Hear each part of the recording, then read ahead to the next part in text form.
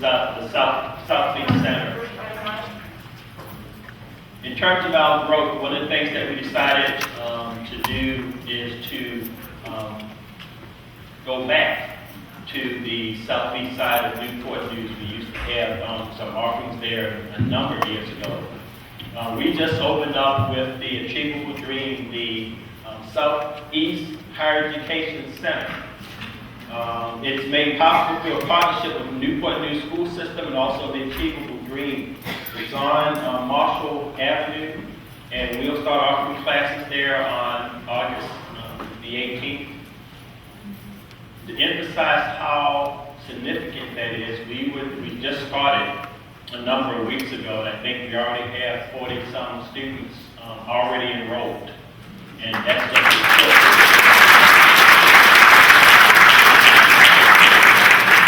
But I'll say this is not just for that community. We have been losing students going across the water in terms of going through that neighborhood to go over to that other institution that starts with a T.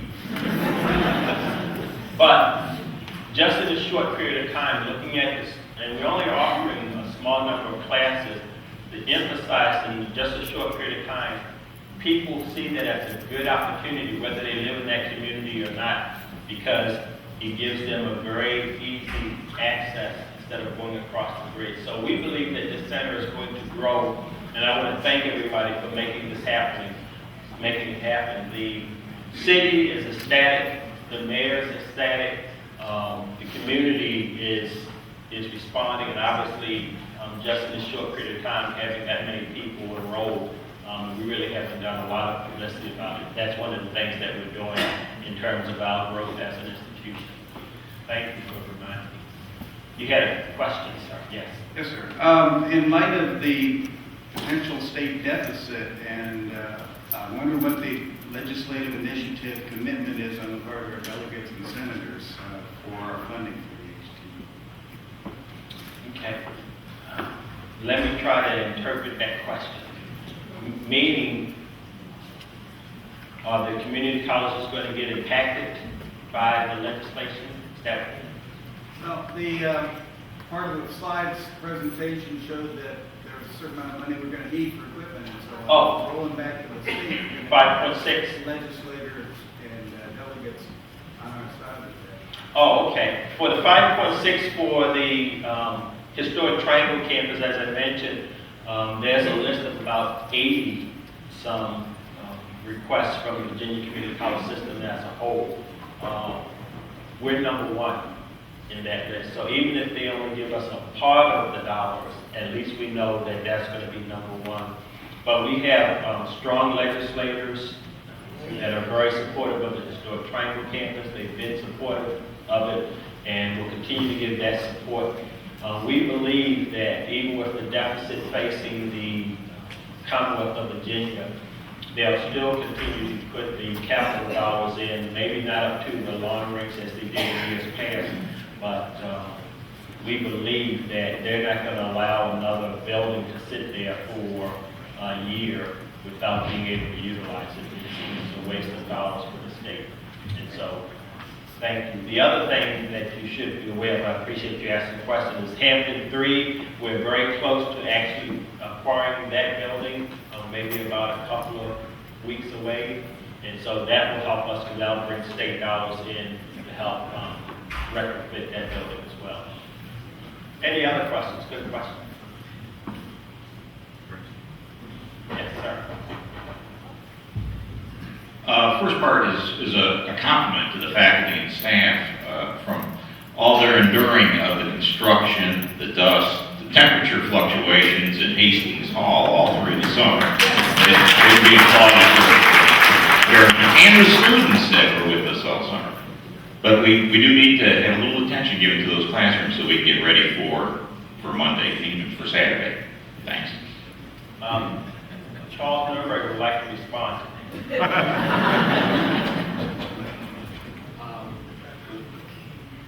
We're working very closely with internal staff and plant, working with the contractors to be able to follow behind them. There's been significant work that's being done in concert as they're moving along. hallways that you see will be completed. I have to say that to you, and I have to say that to the folks that will be in Hastings teaching. However, they are very conscious. I know ceiling grids are being put up as we speak. Whether they will be able to have those finished, but they will be working off times to finish those. The project is on target to be finished shortly.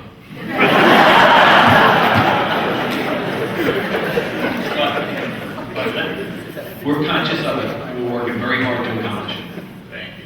The one thing that I emphasize, though, maybe some of the towels may not be in place, but probably the most important thing with the heat being hovering over 100, there was air conditioning in the building.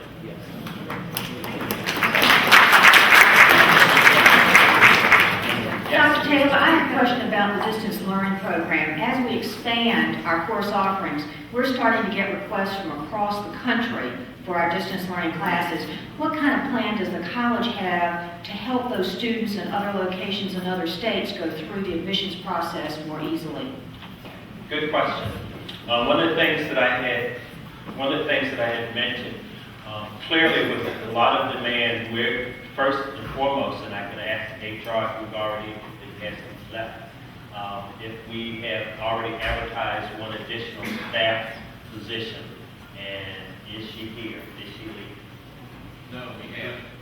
We have not advertised that position. How close are we to advertising that position? Catherine and I are working on the job description. They're working on the job description to add an additional staff. The other thing that we're putting in place from the student affairs side and the IT side, they're looking at how we can best utilize the system in terms of the internet, in terms of providing support services for students who are going through distance education.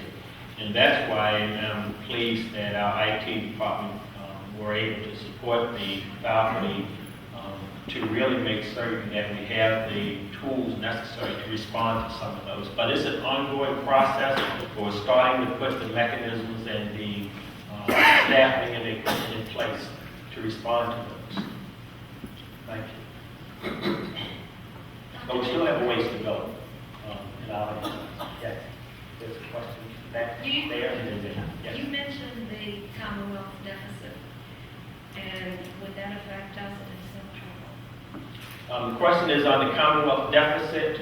We tried and have put into the budget, the current budget that we have, we put aside some dollars with the anticipation that the state will come back and simply say, return some dollars. For those, some of you who've been here a long time, realize that one year, maybe I think it's been 10, 15 years ago, where they said, we need you to return a certain percentage, and we were not as prepared. Well, this year we anticipated, because right now the last statement that was made from the state is that they were projecting it and now got to over $1 billion in terms of the deficit for the state. So we anticipate that they will probably ask all of these state institutions to give some things back. Virginia Community College, though, have already written the government that please exempt the community colleges. Well,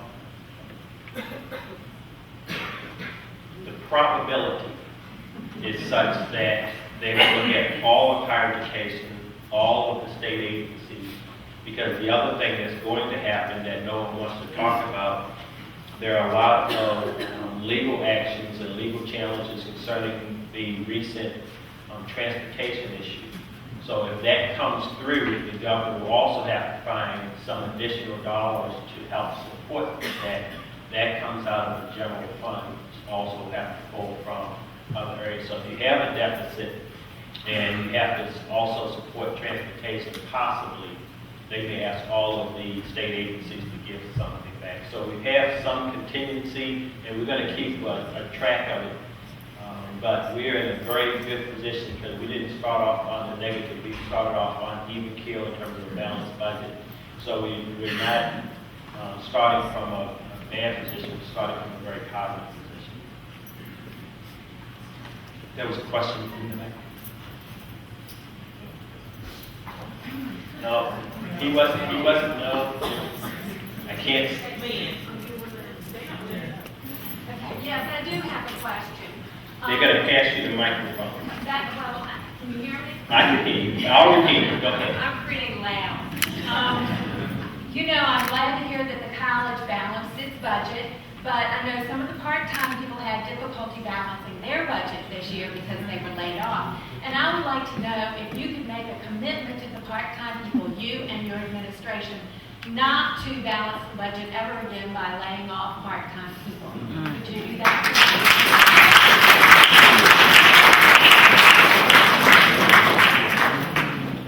Well, when someone asks me a direct question, I'm going to give you a direct answer. And the direct answer is, unfortunately, I can never give you that promise. And I'll give you the reason why. Because I'm not as familiar with the Commonwealth of Virginia, but some of the people have been here for 20-some years. The state has gone through some years when there were no raises whatsoever. And as some of you can attest, there were for years, there were no raises.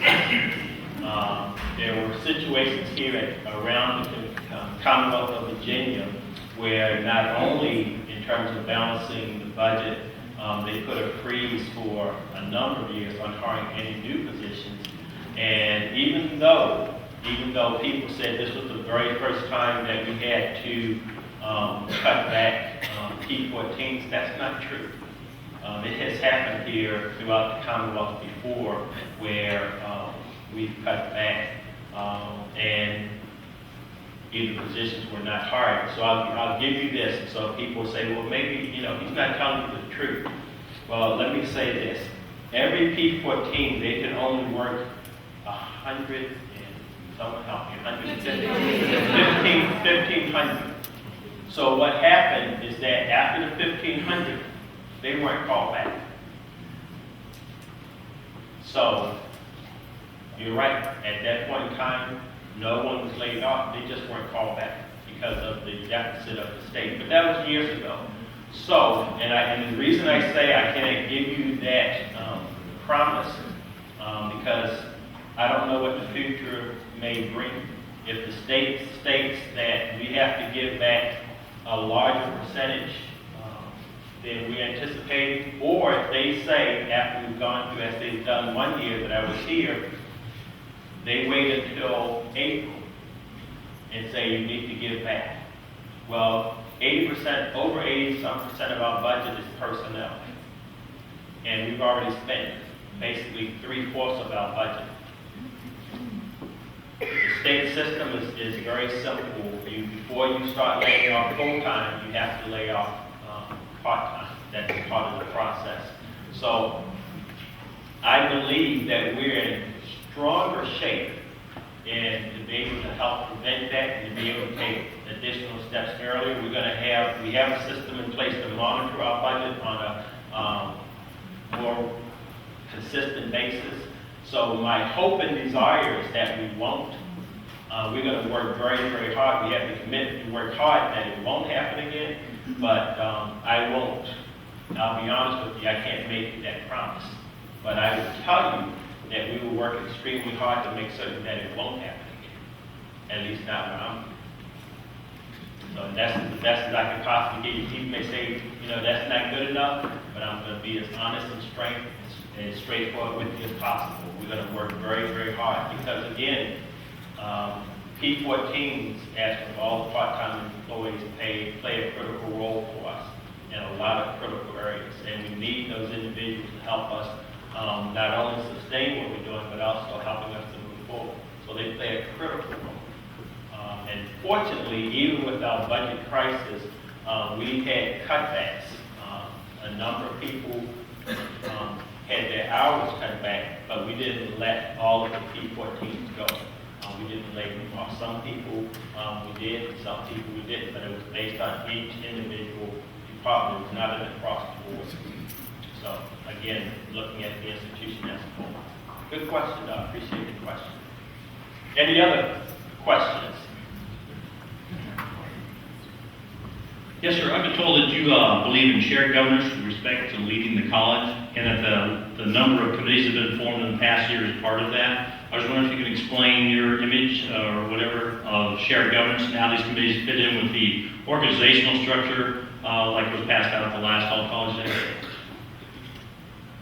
Say the last part again. Okay. How the shared governance and the new committees fit in with the organizational structure, which we were handed out last August, that showed the organizational chart. The organizational Yes. chart. Okay. What's happening now, I'm working with the faculty senate, working with CSSA and the mid-managers. There's a committee that's looking over the entire committee structure. We have some committees that are on the books and they've not met for years. And looking at, we're also looking at the committee structure to look at the makeup of the membership of the committee to make certain there's a good representation throughout the campus. Right now, and I can ask Dr. Fontaine if she can add anything to that, but my commitment is still to shared governance. We have a college council that is still made up of faculty, staff, administrators, and students. We'll continue to meet, and I've made this commitment, continue to meet with the faculty senate executive group once a month, the CSSA executive group once a month in terms of meeting with me personally, in terms of the shared governance structure. We'll continue to look at that as an institution, but my commitment is that for us to move forward, as I said in my presentation, we all have to share in the direction and the vision and the success of the institution. That includes faculty, staff, mid-level managers. It's one of the reasons that the mid-level managers are trying to work more cohesively as a group so they can have a voice in the direction of the institution as well. So hopefully we'll be coming out with an updated list of the new committees, and I know that faculty senate, they still have a list of their committees have made assignments for members, and I know CSSA and their leadership retreat have talked about how they can get more involved. So I can give you that commitment as president that we'll continue to have shared governance here at Thomas Nelson and continue to have people involved. But the new updated list of the new revised updated committees, that should be coming up shortly. I hope that addresses your question. Well, sir, I guess the question, an example would be, if I have an idea for the betterment of the college, do I try and bring it up through my office structure, or do I take it to one of the committees I'm on? If the office structure doesn't want to, let's say, support it, do I zoom in and run and try and outflank them by going to the committee structure? It seems like one conflicts with the other at a certain time. Okay. Well, I would answer it this way. The reason that we have the committee structures in place is for people to take ideas and give those ideas to the various committees. And like I said, I know the faculty senate, they have a number of set committees specifically set up so that people can put in and give feedback in terms of growth. I know CSSA, they have various committees set up so people can give feedback as well. I don't necessarily see it as an end run. Sometimes suggestions are made in a particular department, but as I've said to all the vice presidents and I've said to the college community, usually when you have something that's innovative and creative, no one department can make it alone because it impacts, there's a domino effect. So when you have more people involved in the discussion, that's the only way that you're going to get something moving forward, because you may have the greatest idea here and someone say, no, that's not necessarily good. But another department may creatively say, I can make it work through our structure here, and that's how you get it involved. So I don't see it as an end run. I see it as saying to either your supervisor or saying to your colleague, you know, this is an idea, and even if they say, no, you have, if it's on technology, you have a technology committee. Share with the technology committee, because somebody else may have that same idea or the same concept, but may not even have it at all, and say that's going to help the institution. What I've said years ago, now I'll say it again, if you have great ideas, we have, you see all the people who stood up, they come from across the nation. If you have any way of improving Thomas Nelson from other institutions, bring it. If you've had something sitting on your shelf for 10 years and the dust is on it, bring it forward. The reason that we are successful today is because people have brought up creative ideas of how to do something differently. And our students are successful because of those changes. And we are making changes as an institution to really get those ideas, not only from the paper, but getting the ideas into reality. And so, by all means, please share the ideas.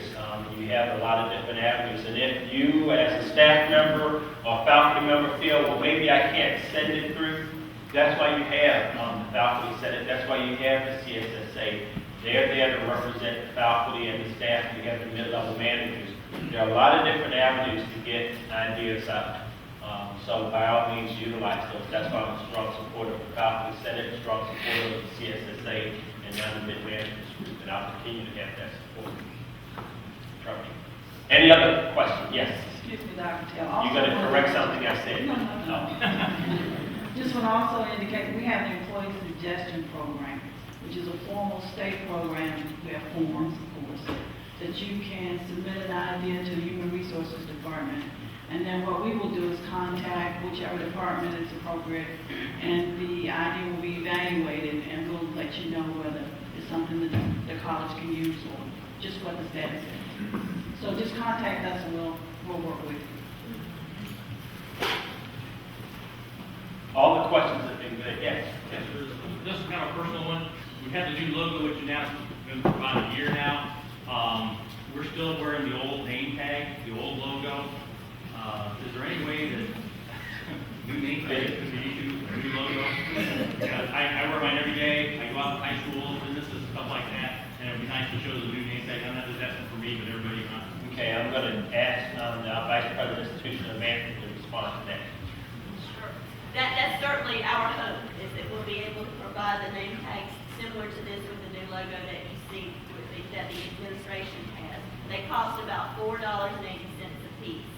And so what we're working with HR and with HR's budget, the ones that you have now are made in-house through plant services. We would have to go outside to do these with a vendor, but we're working to make sure that we secure the money through one budget or another so that we can provide, our hope is to provide at least 2 to each employee, every full-time employee here at the college this year, and P14s as well, so that we would be able to have a backup. They are expensive, they're nice, they have the magnetic backs, and we certainly don't want to encourage anyone by providing you with 2 to misplace one, but we know that sometimes does happen. So our commitment this year is to budget so that we can provide 2 to all of the full and part-time employees of the college this year, and hopefully then we'll only have to replace them with new employees as come forward, and after that we may have to ask for some employee contribution to replace them thereafter.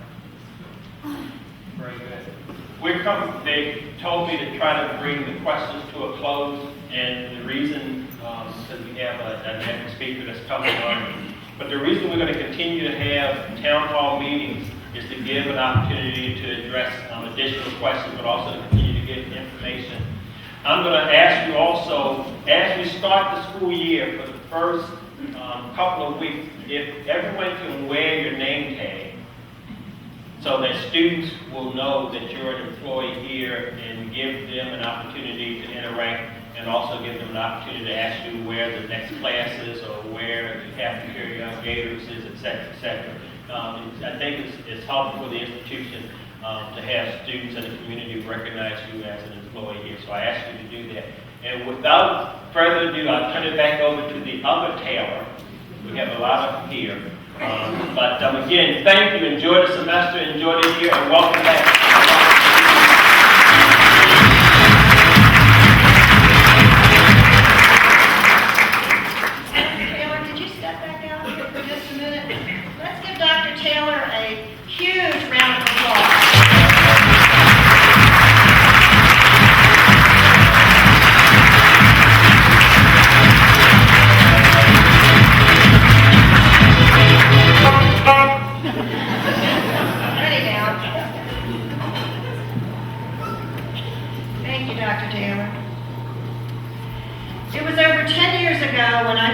The opportunity to hear our guest speaker making a presentation to a group of students. His remarks captured their attention and made a significant impression in their lives. His story is one of success and accomplishment, both academically and professionally. Dr. Terry Morris has served as the national spokesperson for the combined federal campaign for 2 years. He has participated in several national CFC videos in 1990, 1998, 1999, and 2003, as well as public service announcements supporting philanthropy, community service, and child advocacy. He has also been instrumental in several international campaigns supporting philanthropy in over 170 countries. Some of his national speaking engagements have included, please listen carefully, the White House, the Pentagon, the Federal Reserve, FBI, CIA, National Security Agency, NASA, OPM, the Smithsonian, the Nuclear Regulatory Agency, Selective Service, the National Institutes of Health, as well as the Departments of Justice, Agriculture, Interior, State, Treasury, and Transportation. He is currently the software manager on NASA's Constellation program and responsible for software architecture concerns for space vehicles and habitats on the Earth, Moon, and Mars. Dr. Morris holds a bachelor's degree in electrical engineering at Mississippi State University and a master's in electrical engineering at Old Dominion University, a George M. Lowe Fellowship at the Massachusetts Institute of Technology, and a PhD in system engineering at the University of Virginia. He is currently pursuing a certificate in public leadership at the Brookings Institute. Terry currently resides in Newport News, Virginia, and is employed at our NASA Langley Research Center. Ladies and gentlemen, it is with great pleasure that I bring you Dr. Terry Morris.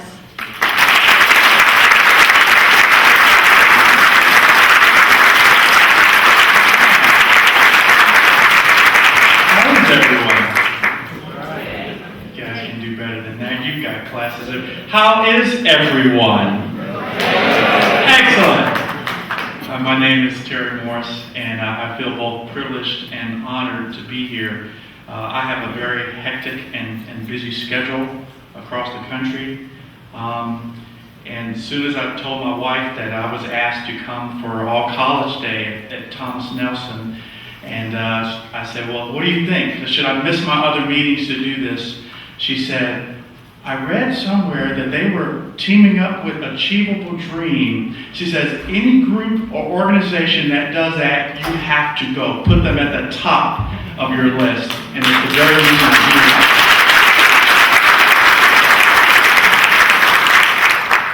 here. Explore, excel, succeed. Excellence in all that you do. It's a mindset. It's a state of mind. I'm actually here to say, believe it or not, I'm actually going to go into a little more detail from what President Taylor talked about the influence that you have. You probably have more influence than you're aware, and I'm going to give my story as one specific example of the impact, the untold impact that you have by not just what you say and teach, but by the life and the example and the character that you display to the students in your world. I'd just like to say, you never know. You never really know the true eventual impact of what you're doing and the seeds that you're planting in people's lives, especially for those of you who are leading by positive example. I'm here to share my story about, to describe how my life has been transformed, literally, a transformation from what I used to know to what I know now. And it was made possible by not just one or two, but a series of educators, teachers, professors, mentors, little by little, some in formal ways, some in informal ways, but each one made a contribution to my life to make me what I am today. And I really, I can't claim credit myself for the success that I've had through my life. I really owe it to the people who planted good seeds in my soil. I'd like to just tell you a little bit about the background and just give you a little chronological timeline of how I got to where I am today. I actually was born and raised in Chicago, Illinois, from a set of very abusive parents. From the earliest I remember, from 4 years old, 5 years old, 6 years old, in Chicago, Illinois, being kicked out in the snow and the ice. I've been pushed off buildings, knocked unconscious. I've been hit by 3 cars. I've been bitten by cocaine-eating dogs. I've had knives through my hand. I've had nails through my feet. I mean, you just about name it. My biological parents were alcoholics. And from a small child, I always wondered, why me? In most cases, you have child abuse. I don't know how many know about the background of child abuse. You would just think that if you I had 3 brothers and 2 sisters, and I was like the second oldest. You would tend to think that, a set of parents would abuse all the children equally, but that generally in dysfunctional families, that's not what happens. In most cases, they pick 1, maybe 2 out of all the children, and they put all the brunt of the negativity and the abuse on that one child. Well, I was that one child in my biological family. I didn't think I had anything special than anything else. I always wondered, I just thought I was a regular kid, but the regular kid minus the why are all these things happening to me? My biological mother, let's give you an example. Most of the abuse happened through her. Like 5 years old, 6 years old. When I was about 7 years old, if I came home if I spilled like a plastic cup of water, I would be kicked out for like 3 weeks. And kicked out in Chicago is not like being kicked out in Hampton or Newport News.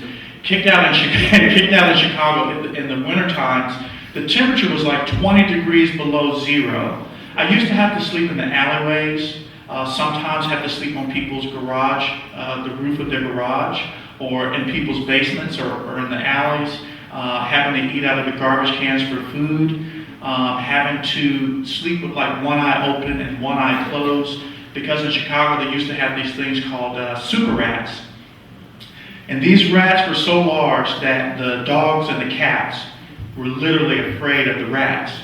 And having to sleep and try to protect yourself from this, I just didn't want to get, I could laugh about it now, but there was a time I couldn't laugh about it. I didn't want to be dragged down the alley by some rat, And so literally I used to have to sleep with one eye open and one eye closed. And I used to watch the news at night in Chicago where, if you got bitten by one of these rats, they had to pump your stomach and you got all these needles and all. Even though I was being constantly kicked out and abused by my biological family, I still didn't want this additional abuse by being eaten or bitten by a rat. And so that happened for years and years and years and years, from 4 years old, like I said, at 7 and 8 years old, 9 years old, 10 years old, 11 years old, 12 years old, 13 years old, till about 13 and a half years old. And all the things that would happen to me during this time with my biological mother would be angry. One day she'd take off her high heel shoe and just throw it at me to where the point of the high heel would get stuck in my forehead. Or at different times I'd be, after they kicked me out for spilling a plastic cup of water by accident, after 3 weeks outside trying to find food in the garbage cans, they would eventually let me back in the house. But sometimes I'd find screws and nuts and bolts in my oatmeal. And sometimes if you haven't eaten in so long, once you get it, you're just so hungry, you just eat. And then the screws would cut my esophagus as it was going down. At different times, they would take my head and just beat it on steel radiators. Those gray beards here. Back in the day, they used to have steel radiators that used to line the side of the walls. Right now, you've got HVAC systems that blow it in. But yeah, my head was literally beaten on steel radiators, where I had 22 stitches at the top of my head that's still there today. I think I was about 8 years old when that happened. And so can you imagine growing up, and if someone had ever pushed me to the side or pulled me to the side and say, hey, what do you want to be when you grow up? Do you have any goals? And I'm just like, I just hope I can stay alive. That's my goal every day. I just wish I could just stay alive for another day. Well, eventually the abuse from my biological family got so bad, they got tired of kicking me out week after week, month after month, year after year after year after year. So what they did is they put me in a car, to make a long story short, they put me in a car in Chicago, drove me down to Tupelo, Mississippi. And basically they opened the car door, they kicked me out, they closed the car door, they turned the car around, they drove back to Chicago. I've never seen my biological family since I was 13 and a half on the lonely country roads in Tupelo, Mississippi. The difference now between in the north where it was cold, I mean really cold, now I'm in the south. Not just the regular south, they have a special name for this, they call it down south. So now I'm deep down south. It is hot. Not just a little hot. It is very, very hot. I mean, hundreds of degrees. I mean, literally, what some of the temperatures are here in Virginia, that's what it was like on a regular day in Mississippi when I was about between 13 and 14 years old. But at least in Chicago, I knew where my biological family lived, and I could always go back and bang on the door, and after a few weeks, they might let me back in the house. Well, now I'm completely abandoned. I have no mother, no father. No sister, no brothers, no food to eat, no water to drink, no change of clothes, no place to lay my head. I would have to sleep on the rocks. I would have to sleep sometimes in tree branches. By the way, I don't recommend that. It really gives you a terrible crick in the neck. And then sometimes I would have to sleep in different people's pastures with the cows and the pigs and the chickens and the hogs. Whereas in the north, I was afraid of the rats. In the south, I was afraid of the snakes. Can you imagine sleeping in somebody's pasture and waking up because you feel something slithering across your neck and waking you up? And so constantly I felt like I was a victim of circumstance. If someone had ever looked at me and said, that would they have imagined that I would be in a position that I am today? No one in their right mind. I mean, they would even put this in Vegas. They said, this is clean money. Put all your money. There's no possible way that a person in this situation could ever make it and be a successful person later in life. There's absolutely no way. The whole world seems like the universe is against certain individuals. Well, some of the lessons that I learned by being homeless, by walking up and down the lonely country roads, I would just have time to think.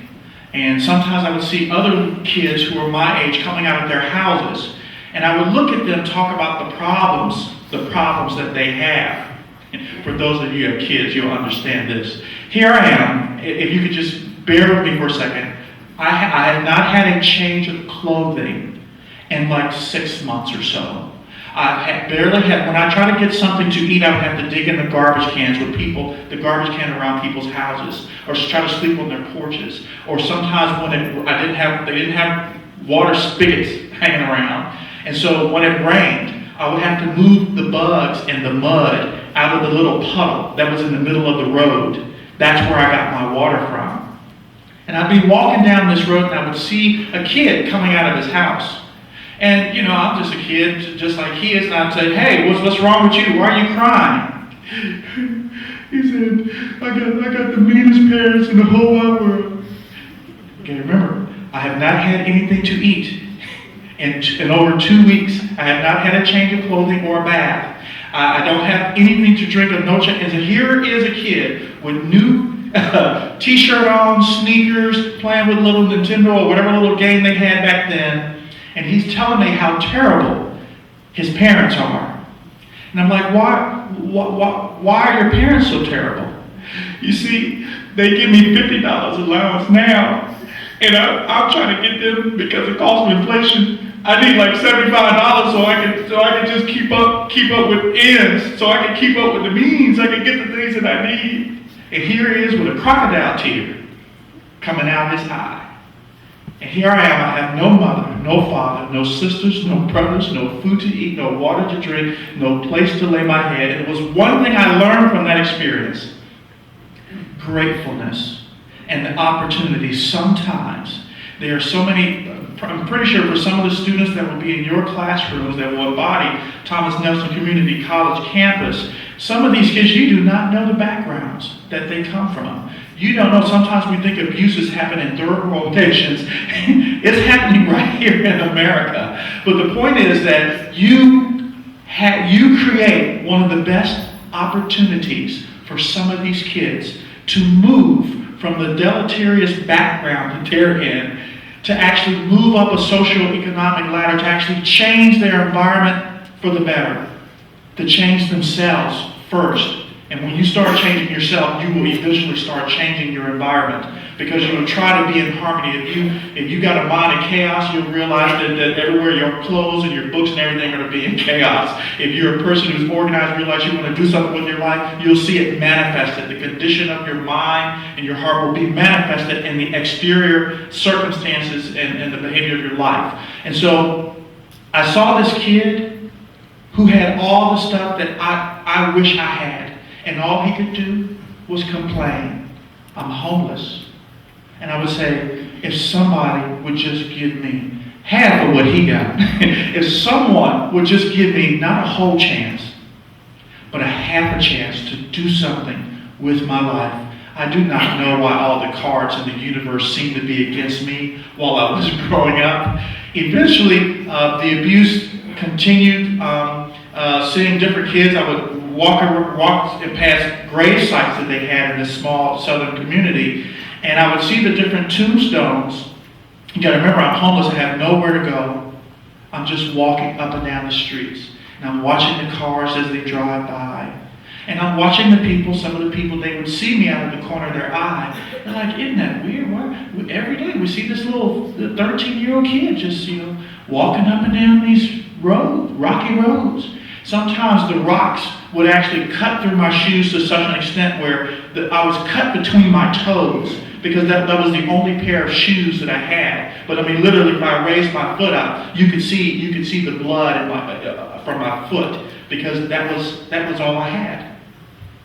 What do I need to do to survive for another day? Eventually, there were the socials that somebody called the social services.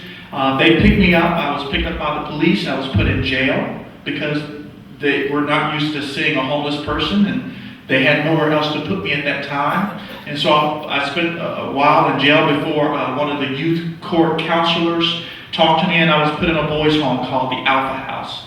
And this was the first time that was actually run by a bunch of educators who said that we do not know how you got to this situation. You're 14 years old. You've probably missed who knows how long of school because you've been out just like this. Why don't we try to take you back to your parents? And so I said, well, if you take me back to my parents, all they're going to do is just kick me out or find another state, drive me, and then kick me out again. They're like, what did you do? What did you do to make your parents kick you out at 13 years old? I said, I made a B+ on my report card, and they didn't like that, so I got kicked out. I spilled a plastic cup of water, and so I got kicked out because of that. And believe it or not, some of the children, just like me, literally, we don't know any better. Someone said, you don't kick a child out for accidentally spilling a plastic cup of water. And I'm just like, well, that's all I knew. I behaved based on everything that I knew. And until I learned better, I couldn't do better until I learned better. And so this boys' home was the first place that told me that I don't know, I'm not responsible for what happened to you early in your life. All I can do right now is make sure you have clothing and shelter. And all I can really give you is an opportunity. It's up for you to take advantage of the opportunities that are laid at your feet. And I was just like, I remember what it's like eating out of the garbage cans. I remember what it's like seeing families walk down the street, and here I am. And I was too proud, even at 13 years old, to ask for money and say, can you give me a dime? Can you give me food to eat? I was too proud, like, I'm not asking anybody for anything. I just wish somebody would give me just half a chance that I could pay them back and show them that I'm grateful, show them that, I am worthy. I'm grateful for what you've done for me, and I'll pay you back 100% over from what you did for me. And by the way, I have done that to this day. Every single person that helped me when I was younger. Eventually, when I was in this boys' home, The opportunity came through education. All the different teachers and principals and counselors in my high school said, you know, this is your chance. You can either, the standard road for people who have been abused, they either try to get on drugs, they either join the gangs, they either like give up on themselves and they give up on life, and their life is not worth living. If people weren't good to me, why should I be good to anybody else? The law of reciprocity. And I realized, you know what? I don't want to live like that anymore. I don't want to eat out of garbage cans. I want to do something with my life, and somebody to just give me not a whole chance, but just half a chance to do something. And education was my half a chance. After being homeless and now being put in the school system, I got my fingers in every possible thing. I was not going to let this opportunity pass me by. I was in the math contest, spelling contest, cross-country team, ran track. I did every possible thing that I could do. I ended up graduating from Tupelo High School in the Tupelo Hall of Fame, 3 years cross-country state championship. I've won almost every possible contest you can imagine after being homeless. And I would see my fellow students sitting in class, always talking about, man, how are you doing? How are you making all these good grades? We know you used to be homeless. Homeless people are not supposed to be smart. Actually, people told me that homeless people are not supposed to be smart. Somebody actually asked me what was the formula, like Colonel's secret recipe. How did you go from being like nothing and doing it and now getting on? And I told him, I said, I'm going to tell you the secret. I'm going to tell you the secret. When the teacher says, it's a profound secret, by the way, read chapter 5. And at the end of the week, I'm going to give you a test. The test is not going to be on chapter 10 or chapter 12. The test is going to be on chapter 5. And the students are like, well, what did you do? It's amazing. It's amazing. Epiphany. I read chapter 5. And for some reason, when the questions came up on the test, I knew the answers because I read them in chapter 5. And I just replicated that behavior. I learned to listen to the teachers, realize the teachers were there to help me instead of the normal child mindset. Why are they making me take these courses? Why are they making me learn these subjects? Why are they making me? They're not making you, they're trying to help you for your future. They're trying to prepare you so you can get beyond from wherever your parents are to have a future of your own. And by being homeless, I started to realize this was my opportunity. I did so well in high school that I took an IQ test, and they found that I was gifted a few months after being homeless for many years. And I could play Bach and Beethoven on the piano, never having learned, having played any piano. I had a memory out to wazoo, and that I still have to this day. Please don't do it, because it's hard for me to get these numbers out of my head. But they would do this test, and they would say a number like 7. And on IQ, you got to repeat. You say 7, then they would say 5, and you say 7, 5. Then they say 1, you say 7, 5, 1. Then they say 0, you say 7, 5, 1, 0. Then they would say 9, you say 7, 5, 1, 0, 9. And they would say 3, you say 7, 5. And so the point is, how many digits can the average American remember? Usually they say it's about 7 plus or minus 2, like a phone number. Most people remember about a phone number. Where I got to about 54 digits. Without writing anything down, I could just see them in my head. And not only that, I could take the whole string of numbers, I could divide it in half, and I told them the numbers going from the middle of the numbers all the way to the outside, alternating from the left and the right. NASA called me a few days after. They said, we heard you used to be homeless, and now you got this great thing with numbers. We'd like you to come work for us. I started working at the NASA Langley Research Center 3 days after my high school graduation, and that was I started our first day at NASA was June 3rd, 1985, and right now I've been at NASA for about 22 years. And so the point is, you never know the impact that you will have. You never know the hidden talents until they're put in an environment, and you are the master, the orchestra conductors. You're trying to bring these things, bring these gifts and talents out of the students so that they can blossom. Sometimes I didn't even realize I had these until the teachers would put me in different environments. I realized, oh, I didn't know I could do that. They made that possible for me. I was a cooperative education student at Mississippi State University when I graduated in 1990 with a Bachelor of Science in Electrical Engineering. I started working full-time at NASA Langley, working on high-speed aerodynamics, CO2 black body solar pump lasers, and one of the things I've been working on the longest is space station robotics. With one of the last robots that I worked on is called the LTM. Anybody heard of the LTM? Which is the Laboratory Telerobotic Manipulator 7-degree freedom flexible robot used on the International Space Station.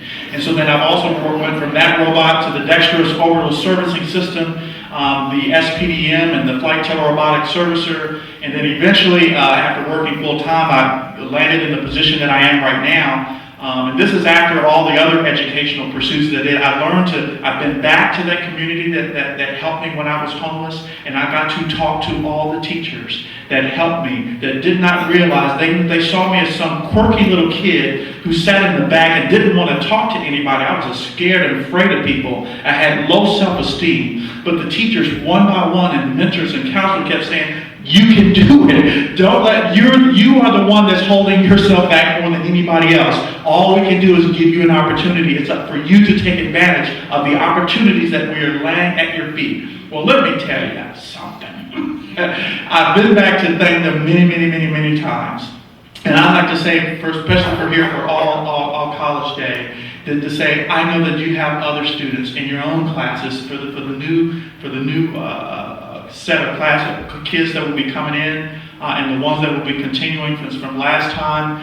You are making a profound impact on their lives. I am where I am today because of all the teachers who sacrificed, some that spent a little time after school, some that challenged me. Well, I don't think I can do it. Yes, you can. I'm going to give you the hard problems, not just the easy ones. And that actually made the biggest difference in my life. I finished my Master's of Science in Electrical Engineering at ODU, and eventually I won a NASA fellowship to the Massachusetts Institute of Technology, where I took some of the hardest classes you can imagine on the planet in electrical and systems engineering. I left MIT with a 5.0 grade point average. And when I did, I remember my biological mother growing up always telling me, you're stupid, you're ignorant, you would never amount to anything. I guess I proved her wrong.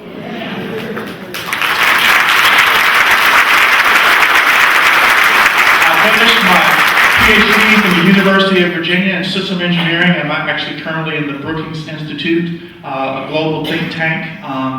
And you just never know. You just never know the kids that are sitting in your classroom, the total eventual impact that you are having, little by little. There are three things that I would like to share with you that I learned. I would say very basic. I gleaned these from my terrible experiences, and they make me the person that I am today. Number one, I've heard different people, especially people in the Supreme Court and things like that, who talk about they pulled themselves up by their bootstraps. The truth is, nobody succeeds alone. You can't even come into this world by yourself. You need two other people besides you to make that decision. I mean, the truth is, we need each other. And you at Thomas Nelson are actually fulfilling a critical function in our community by providing people who knows what other opportunities, they may not have opportunities to go to these other, but they can come here and they can learn, and you can provide this great opportunity in this community for them. But nobody succeeds alone. We need each other to do that. Number two, I realized by being homeless and walking up and down the lonely country roads that success really is a series of decisions, but it first starts with a set of beliefs. You have to believe that you can succeed. That's a motivational part. You can give people knowledge all day, but usually living the example, having good character, showing them the way. You can tell people to do things all day long, but instilling them the motivation and the desire to want to succeed. They have to believe that it is possible first. And you have a big role in doing that and saying it is possible. You can do it. And so success starts with a belief, actually a battle of beliefs, a series of beliefs, a series of decisions over and over again. It's more of a process. And the thing that I learned more than anything else, especially working at NASA, I am the software manager of NASA's Constellation program. I know this sounds strange, but I'm responsible for software and avionics on on 3 planets. I know that sounds crazy, but I used to be homeless with no food to eat, no water to drink. I'm currently responsible for software on 3 planets. Let me repeat that again. I used to be homeless.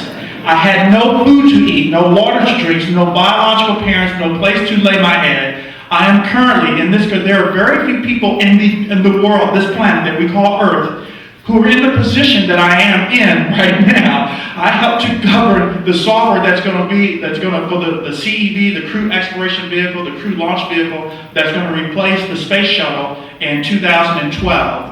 I'm helping design the architecture for the software on those vehicles. That means all the revamping of the Houston Space Center, the Kennedy Space Center, where the new launch pad will be. I'm helping to design that as well. Not only that, the lunar architecture that will be for sustained human presence on the moon, and when humans will eventually put their footprint on the planet Mars. I used to be homeless. No food to eat, no water to drink. How is that possible? Teachers, mentors, educators made that possible for me. And I'd like to say, continue to plant good seeds. Because there is a law that I've realized that's higher than U.S. law, higher than Chinese law, Indian law, Canadian law. And the law goes like this. Each seed produces fruit after its own kind. It is up to us to choose the types of seeds that we shall plant.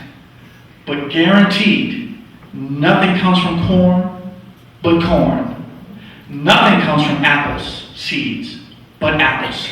And when you plant it, you don't have to sit and guess after you planted that apple seed and say, I wonder what's going to come up. Will cucumbers come up? Nope. Will radishes come up? No, because there is a law that says each seed produces fruit after its own kind. There is no magic. The only reason I'm here today is because there were other teachers, other